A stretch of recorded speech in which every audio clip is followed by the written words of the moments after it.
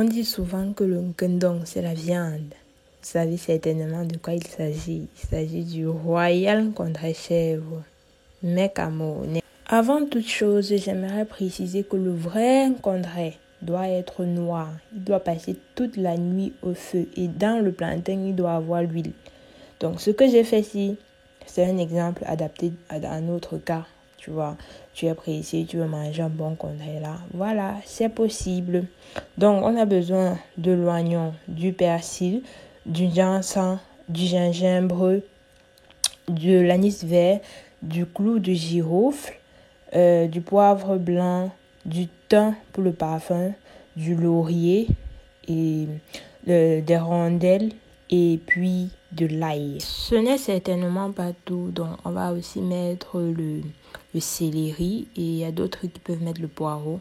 Moi, je n'ai pas mis le poireau juste parce que ici, le poireau que j'achète a un goût bizarre, donc j'ai préféré ne pas en mettre. Si vous avez également du poivron, vous pouvez en mettre. Moi, j'ai pas mis. J'ai acheté, mais j'ai oublié juste de mettre. Donc, en tout cas, mettez le maximum de céleri et de poivron que vous pouvez. C'est ça qui fait que la sauce pèse bien et voilà, ça n'a pas d'effet négatif. Donc, le parfum n'est pas fort, l'excès ne va pas du tout nuire. Mais bon, on commence la cuisson. Donc, je chauffe un peu mon huile rouge de préférence parce que l'on connaît, c'est l'huile rouge d'abord. Dans mon huile, je vais verser ma viande et je vais la faire frire un tout petit peu. Question de la rendre assez solide. La viande a été lavée et salée. Vous savez déjà, c'est la viande de chèvre. Donc, tu patientes, on va dire, 3 à 4 minutes. Si tu as un feu vraiment bien fort. Et ensuite, tu retournes les côtés. Après avoir retourné les côtés, tu peux juste patienter encore 3 à 4 minutes. Et puis, tu retires ta viande. Une fois que tu as retiré toute ta viande, tu laisses l'huile. Donc, tu retires juste la viande sans huile. Hein. Et après, tu verses tes plantains. Et tu mets suffisamment d'eau. N'ayez pas peur de mettre de l'eau en disant que le plantain sera trop mou. Non, ne vous inquiétez pas parce que le plantain est ingrat. Tu le cuisines, il est mou comme ça, mais une fois qu'il a refroidi, on dirait qu'il rentre. Il reprend son état initial. Donc, mettez suffisamment d'eau. Prévoyez également une grande marmite. Vous voyez que là, j'avais une marmite un peu petite et j'ai mis trop de plantain. Donc, prévoyez également une grande marmite pour avoir assez d'espace. J'ai diminué le plantain parce que je ne pouvais pas laisser comme ça. Sinon, j'avais plus de place pour mes condiments que j'ai montré au préalable. Donc, tout ce que je vous ai montré au début là, j'ai mixé. J'ai attendu que mon plantain mijote comme c'est en train de mijoter là. Et je suis venue verser. Une astuce aussi, c'est que lorsque vous préparez le plantain, enfin l'encombré, attendez d'abord que l'eau mijote. Attendez d'abord que le plantain mijote avant de mettre le sel. Sinon, pour certains plantains, ça risque de ne pas cuire. Donc, vous attendez que ça mijote d'abord comme ça avant de mettre le sel. Donc, voilà. Moi, j'ai attendu également que ça mijote avant de verser mes condiments. J'ai versé tout ce que je vous ai montré au préalable. Je mélange bien pour que ce soit bien homogène. Et voilà, j'ai mis la viande dès que j'ai mis le plantain parce que la viande d'une contrée doit être super molle. Le genre que la viande du plantain ne doit pas tirer. Ça ne doit pas faire mal aux dents.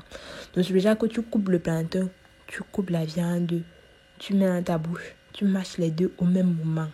Vous-même, vous connaissez. Si vous ne connaissez pas, quand vous serez en train de préparer pour vous, vous allez goûter, vous allez voir. Vous mettez le sel. Maintenant, le sel, franchement, moi, je ne peux pas vous donner une quantité de sel. Quand on cuisine, on doit avoir le flair. Je te dis que, voilà, si tu n'as pas encore ce flair, du fait de ne pas avoir l'habitude de cuisiner, tu mets un peu, tu remues bien, tu goûtes. Tu mets un peu, tu remues bien, tu goûtes. Ça, on ne peut pas mesurer, je ne peux pas mesurer le sel. Donc, j'ai laissé bien mijoter. Enfin, j'ai mis le sel, j'ai bien remué et j'ai refermé ma marmite. Un autre truc, c'est que pour ceux qui ne mangent pas de cube, une astuce pour ne pas ressentir le côté fade du cube, c'est de mettre suffisamment de rondelles dans vos repas ou alors de mettre suffisamment de rondelles et d'oignons. Voilà, c'est une astuce aussi que ma grand-mère m'avait donnée quand on ne mangeait pas le cube. Donc moi, puisque je cuisine pour vendre, je suis obligée de mettre le cube. Donc j'aime bien les rondelles, mais après je rajoute le cube. J'avais oublié de vous montrer le poivre noir. Donc c'est ça que j'ai rajouté tout à l'heure. Après beaucoup de temps, je suis venue rajouter mon cube. Quand je dis beaucoup de temps, on va dire, ça fait 2 heures au feu parce que j'ai posé ça au feu à 6h30 et là il était 8h30 et je mettais le cube. Je rajoute maintenant mon huile d'arachide. Tu peux rajouter soit l'huile d'arachide, soit l'huile rouge. Et si tu veux rajouter l'huile rouge, vas-y, tu mets ton huile au moment où tu mets tes condiments. Ou bien quand tu mets ton plantain dans la marmite, tu mets l'huile directement à ce moment. Mais les deux, ça passe. Donc, je remue bien. À ce moment, mon plantain est déjà mou. Donc, je ne peux plus remuer n'importe comment, sinon ça se casse. Surtout que c'est un plantain que je veux vendre, c'est pour des gens. Même si ce n'était pas pour des gens, c'est plus esthétique d'avoir un plantain assez entier à la fin de ta cuisson. C'était ça la texture de ma sauce. Vous avez peut-être l'impression qu'elle n'est pas assez lourde, mais rassurez-vous, quand la sauce là refroidit, mais ça devient tellement visqueux et tellement presque pâteux même. Donc faites assez attention, ne dites pas que vous allez laisser le plantain, la sauce être hyper lourde. Non, dès que ça refroidit un peu, ça devient pâteux. Ne vous inquiétez pas. Donc j'essaye de touiller. Une autre astuce encore, toujours les astuces. Oh, les recettes de Dora vont vous finir avec les astuces dans ce dehors. Bref, une autre astuce, c'est que quand le plantain, vous avez un repas que vous n'arrivez pas à remuer facilement du fait, pour éviter que ça se casse comme ça, vous mettez le sel ou le cube sur la partie liquide. Et c'est cette partie liquide-là que vous tournez en fait. Et chaque fois, vous prenez la sauce du côté là, vous versez de l'autre côté, vous prenez, vous versez. Bref, comprendra qui pourra. C'était juste une petite astuce. Parce que moi, j'ai versé sur les plantains. Et après, c'était un peu compliqué de vraiment bien tourner. Mais bon, c'est quand même moi. J'ai réussi toujours. Juste pour vous, au cas où. Et donc, après ça, j'ai laissé mijoter pratiquement 5 à 10 minutes. Hein. Mais je crois que c'était 5 minutes le résultat. Théma le plantain. Théma la texture. Vous avez constaté que je n'ai pas mis de piment dans la recette parce que comme c'est encore pour vendre, je fais le piment à part. Donc, vous pouvez mélanger ou vous pouvez faire à part. Mais tellement moi, j'ai mangé le plantain là sans piment que je ne savais même pas que j'avais pas mis le piment. Mais franchement, c'était très bon. Tous les clients qui ont mangé, ils étaient satisfaits. Et moi, ça me faisait grand plaisir de savoir qu'ils étaient heureux.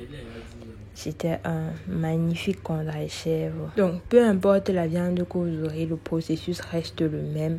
Le goût sera juste différent du fait de la différence de viande. Donc, j'espère que vous avez aimé la recette et que votre repas va réussir chez vous et que vous serez content. J'attends les avis en commentaire. J'aimerais que vous me dites si jamais vous avez une manière différente de cuisiner le condré chez vous. À très bientôt. Bisous. Ouais.